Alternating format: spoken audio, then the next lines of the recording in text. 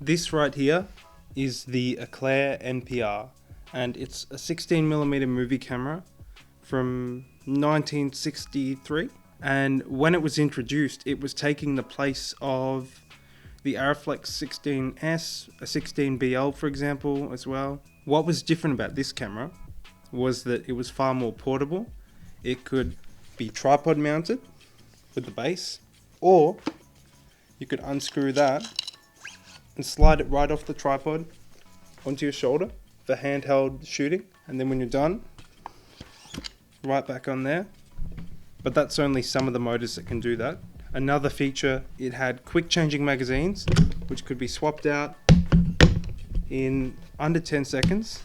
It's quite likely the most modular 16mm camera. You can change the motor and the viewfinder with no screws or tools at all. There are a number of different motors and viewfinders available. The main two viewfinders available for these cameras are the Canoptic and the Ingenue. So the Ingenue will rotate, when you rotate the viewfinder, it will rotate the picture in the correct way, whereas the Canoptic doesn't, and it will turn at 90 degrees, or the picture could be upside down. I don't really mind. I'm not rotating it very much, but I just prefer the Canoptic. This camera would always have a double lens turret like this, one at the top, one at the bottom one being in use.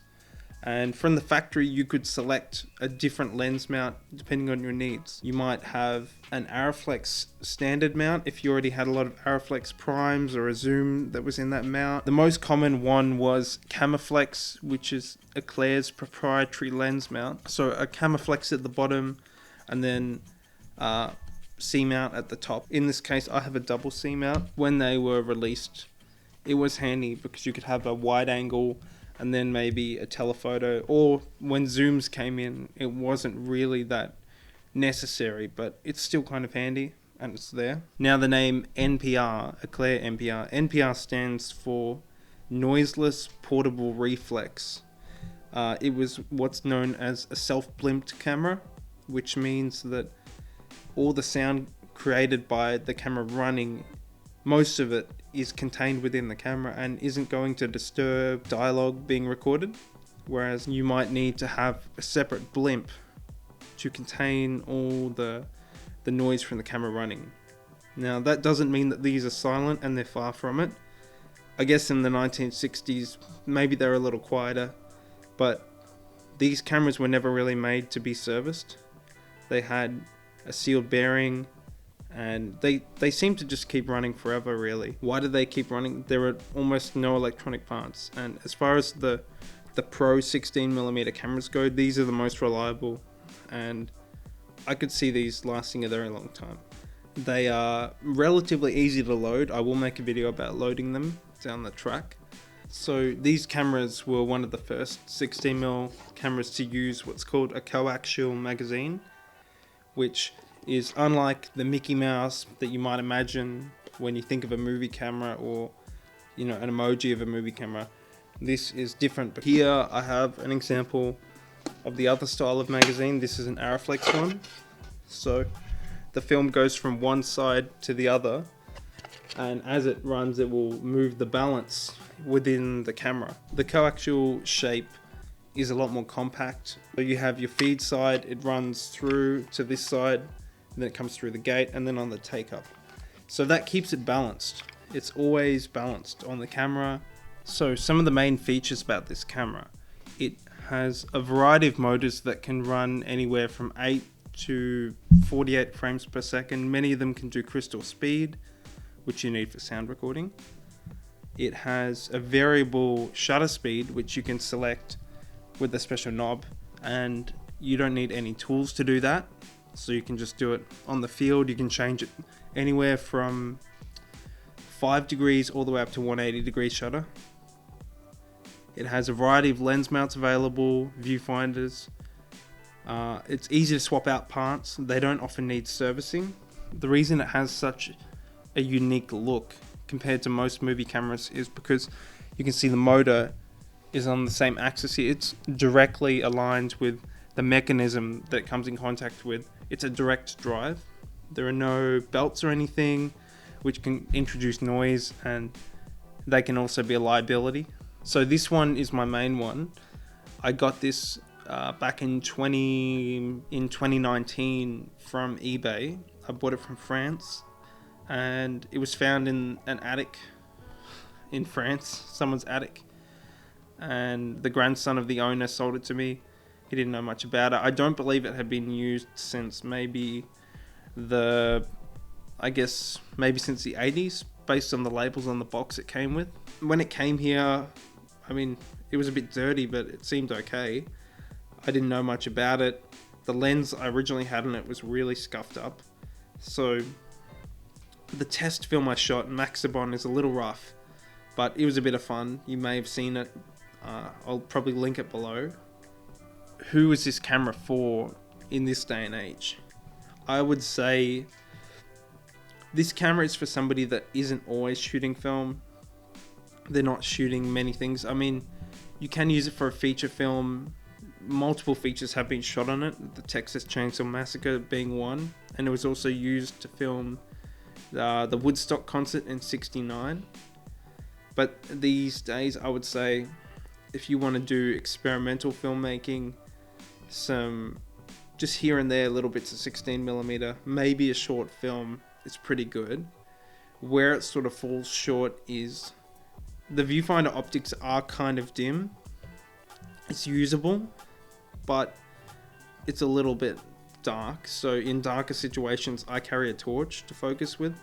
If you're thinking of buying one of these cameras, the main thing that you should be looking into is the type of motor that it has, what lens mount does it have, and just the general condition really. Does it have a magazine? Does the magazine have the plates in it? One thing that I have found with these is they're often missing a section here where this matte box rod slides in. It's often missing the locking screw on some of these, so you should check that out and make sure it has it. Another thing is the motor is very important depending on what you want to do. If you want to shoot dialogue, you want to shoot sound that's in sync with the picture, past a couple seconds, you really should be looking for one that has a crystal sync motor like this. This one here, this has on it already what's called a constant speed motor. It's an electric motor, but this one is a single speed, in this case 25 frames per second, this motor, and the speed can vary anywhere up to 5%. So you can record dialogue with it, but once you get past maybe 20-30 seconds, you're going to start to see the dialogue slipping, and unless you have a lot of coverage, it's not really realistic. I'll show you an example now, and you can see how long it takes for the dialogue to move out of sync. Do one apple. Okay, and ready, and action.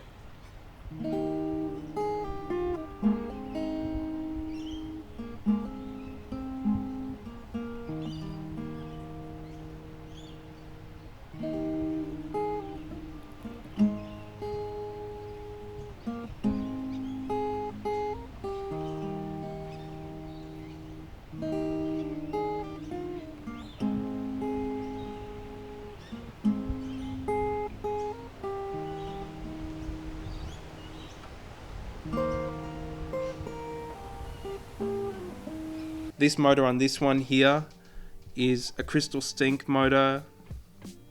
It's a little harder to come by, but if you can find one, that's amazing.